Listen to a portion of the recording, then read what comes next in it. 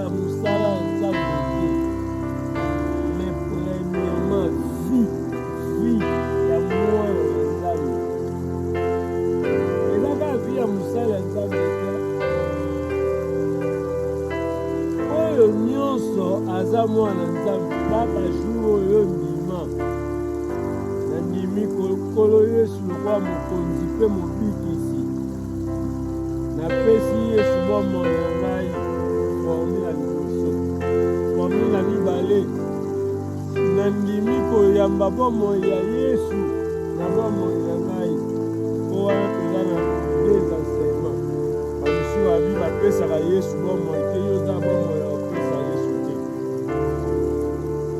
Yesu nda opesa bomoi celui qui est la vie yo ndo koyamba ye oyo apesa bomoi abi priere ya acceptation wana oyo no napesi Yesu bomoi na ngai yango ya formi na mabe ezala bao baza mpona yango ezala bao baza pour ke nayambi Yesu lokwa mokonzi mpe mobikisi nayambi bomoi na ye kaka jour oyo ozozwa décision wana soit ya kopesa Yesu bomoi na ye soit ya koyamba bomoi ya Yesu.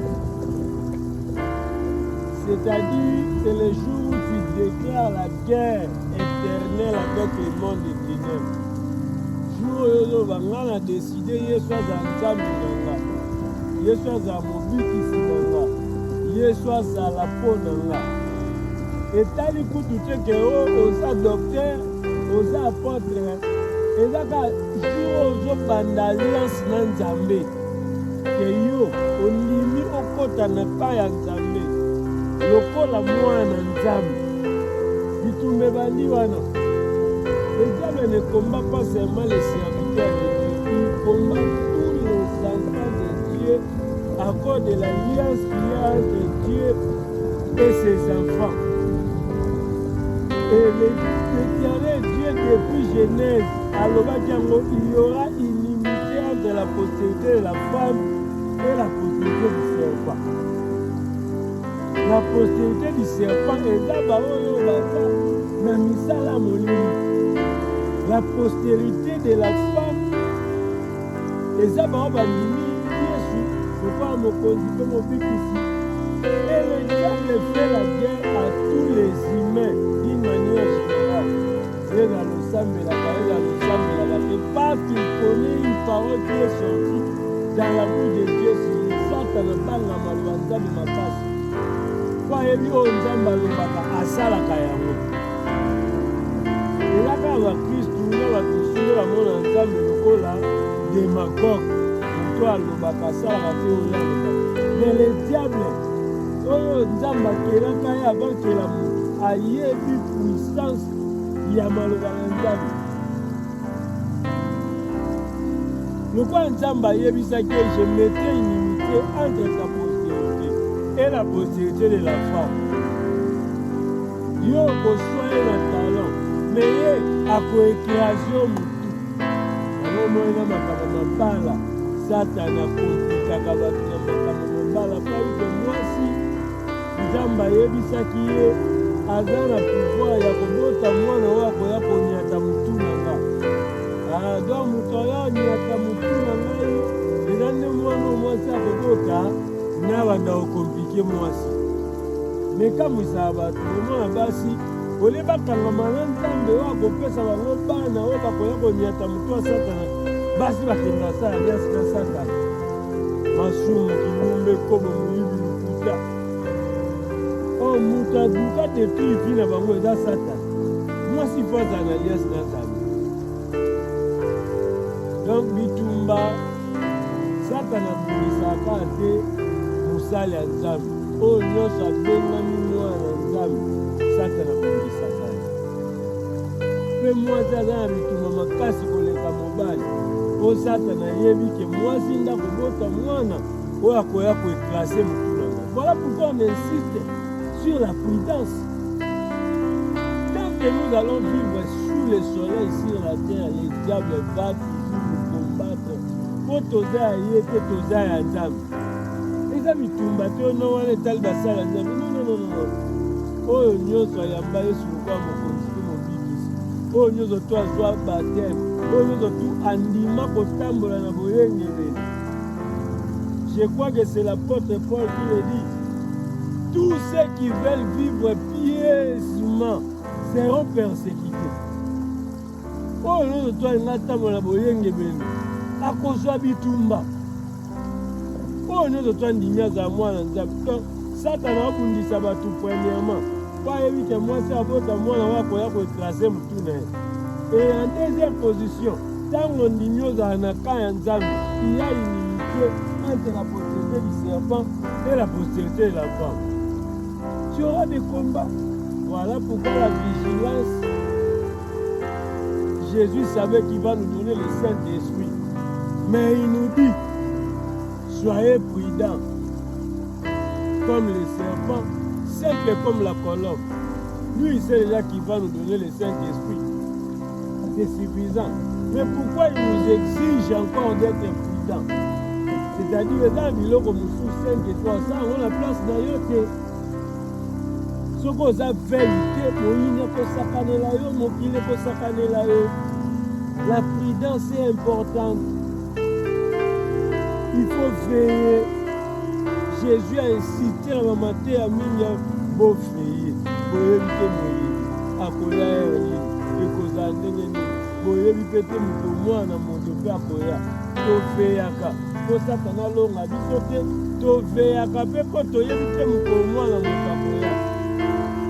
Nous sommes obligés à mener une vie de sanctification perpétuelle, pas momentanée.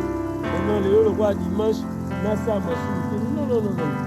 Kwa Adamu et Nzambe, ceux qui sont conduits par l'Esprit de Dieu,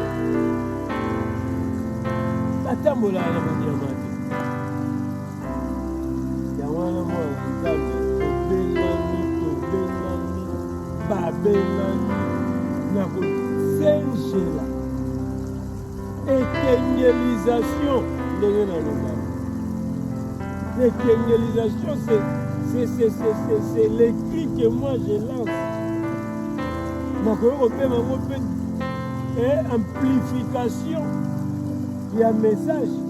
Il y a fait zala moyenge bezala lekenge. Po Bible qui est bisa biso baluba kokota na kati église. Bakoya na bilonga bapeme nzoka bankosi. Pour venir de Dieu. Voilà pourquoi on insiste sur la prudence. Quand il est bas, si tu es loco, tu es zéloté, au sein de locoté. C'est pas parce qu'on te maltraite, c'est la colonisation, c'est la violence faite à la femme, c'est le non-respect du droit de l'homme. Mais ne parle pas du droit de l'homme. Qu'est-ce que l'homme comprend comme ses droits? Mais le langue, sur la question, c'est la violation au droit de l'homme. La violation du droit de l'homme, c'est quand on laisse l'homme aller pécher, faire commettre des crimes, faire des choses qui ne plaisent pas à Dieu. C'est ça la violation du droit de l'homme.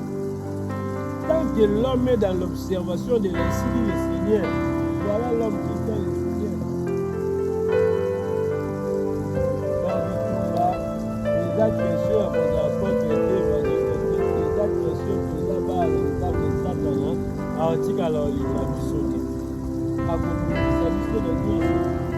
na misala, na mabota, na barelation, na bolingo, na libala, et par-ci, par-là, il cherchera toujours des voies et moyens pour nous nuire. Parce que nous ne lui appartenons pas. Ndenge na uta kobango molini Satana ayebi valeur ya maloba abanga kanza baloba ayebi que la protéger la femme sortira un enfant qui viendra écraser sa tête. De la femme naîtra une possibilité qui viendra écraser sa tête. Bien que Jésus soit assis ailleurs, il a tout accompli à Golgotha, mais le diable est juste pour lui. Ayebi que moi aussi à continuer pour votre amour.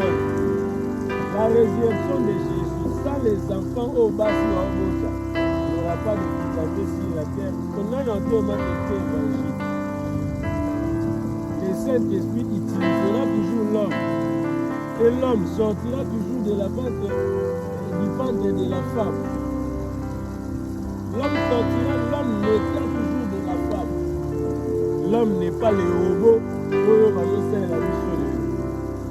No mo ni sata zo développer le moyen na ndenge ba mabala ba LGBT ni ba ba ba ko ba bota c'est pas lui qui sorti ba boti ba ko bota ba no ba ya ko lui le balanza mais là des faits sata na bango na ka.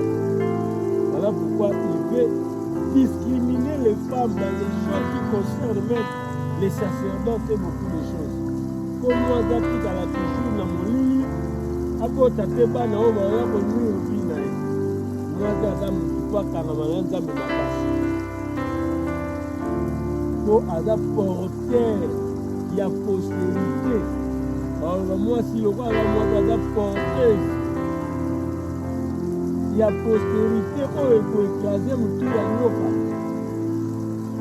seke mwasi aza privilégié aza n'importe qui te kasi bango moko banini oyo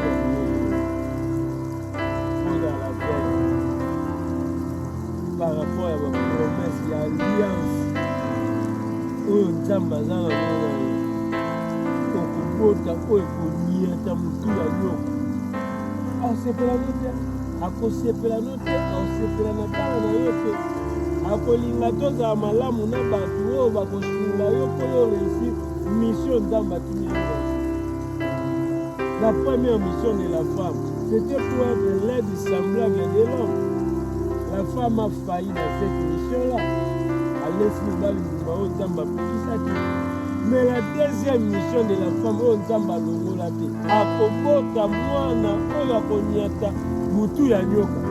alors dans cette deuxième mission-là, n'échouez pas. N'échouez pas dans cette deuxième mission-là. Au bout de la bande, on va connaître la politicien, il y a la population.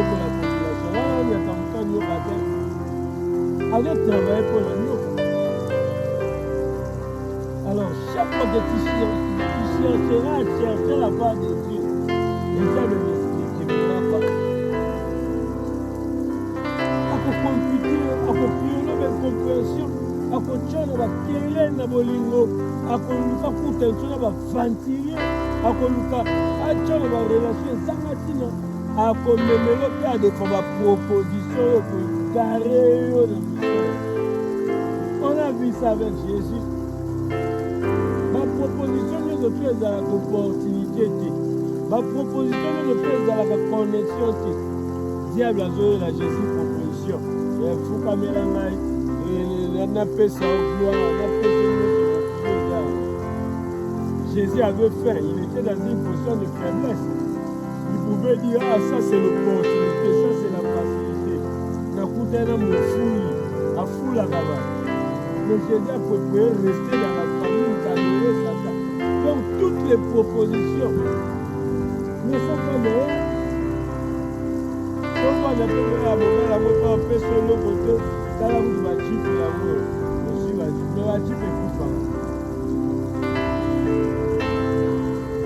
La route qui dit les hommes à quoi sert à un homme de gagner le monde, de perdre la vie. Ah, on a vu des gens qui marchaient sur nous, qui ne respiraient pas. Qui sait qu'il y a un pouvoir, va perdre la force de comme qui sait qu'il y a des tribalistes. C'est là pour te dire que le pouvoir fait un la bénédiction de l'Éternel a reçu le prophète sur Michel Chagrin. Et le monde de Yaba Mombana Nzala a dit na bala tango aluki na nzambe na pasi au bout de président de la République. Mais à la fin, le bout a fui, a dit la bala est mort, enterré dans les repos, dans la paix, et il est allé vivre éternellement en Jésus. Donc il est au peso grandeur, le peso moyen de côté. Il y a Moutuya pour le déjà par le mot à Jésus. Vaut mieux tout là, la mot à Jésus, plutôt que pour lire à moi-même le mot à Satan. Très important. Donc, pour l'année 2026, nous donnons la présidence Makasi. L'histoire à toi, le Piakara. Au moins, tu ne connais pas. Ngande konaye, ngaya naye, ngale kinaye, ngande noko naye, ngaboye. Mais là, bah, bazo est fité. Ah ouais, elle va senga. Mais c'est là tant au monde a grandeur, pour eux, au monde a bimé. Il faut qu'on l'amoue sa prudence. Il faut qu'on l'amoue sa vigilance. Nous n'allons pas prier d'une manière aveugle. Tozo bang nzambe, tozo senge la paix. Tozo kenge la paix mokili. Pour la chita, baiser le chita peut ezali. Et m'a peut caler baiser le chita pour faire suisseau. Et fumant lui sommes sur une génération future. Il faut veiller. Dans les criminalisations, la sécurité en face pour grand frère en a fait à son âme Dadi Bassolé, qui est Azaki chrétien par rapport à la vie où on va prendre l'église naturelle et c'est pas Bazalaki avec le christianisme à quel islam. Alors, tant que ce qui est une mission, bisanga biso na islam tozalaka na surati moko elobaka eza te mpo ala aza tout puissant ke soki ozosambela likolo ya tapi osambela na mosoba mpo oyebi ke ala est tout puissant aleli ozosambela ozokumbama ozosambela omoni na misu na yo ebisika ozosambela nyoka azoya yobi te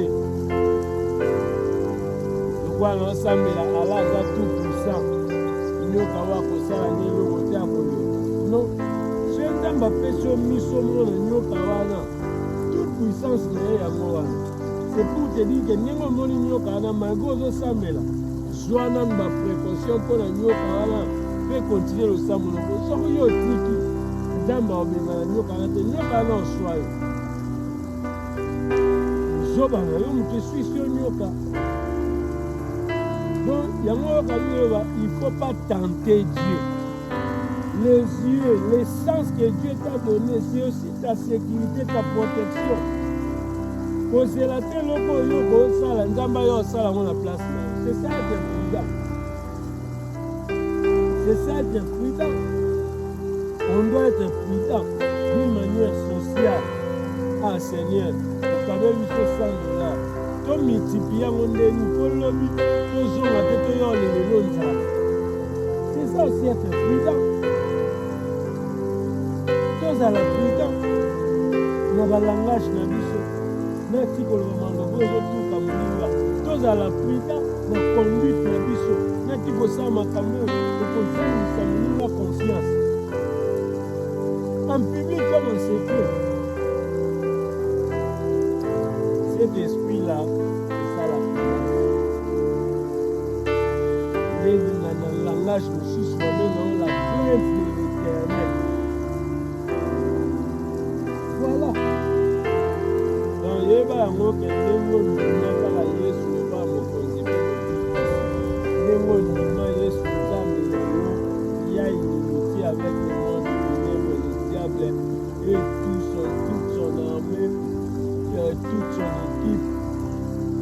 toza cible na bango en permanence. Momentané te, périodiquement te, saisonnièrement te, en permanence le diable te combattra toujours. Mais gloire soit rendue à notre Dieu qui nous a promis qu'ils vous feront la guerre. Ils ne vous verront pas.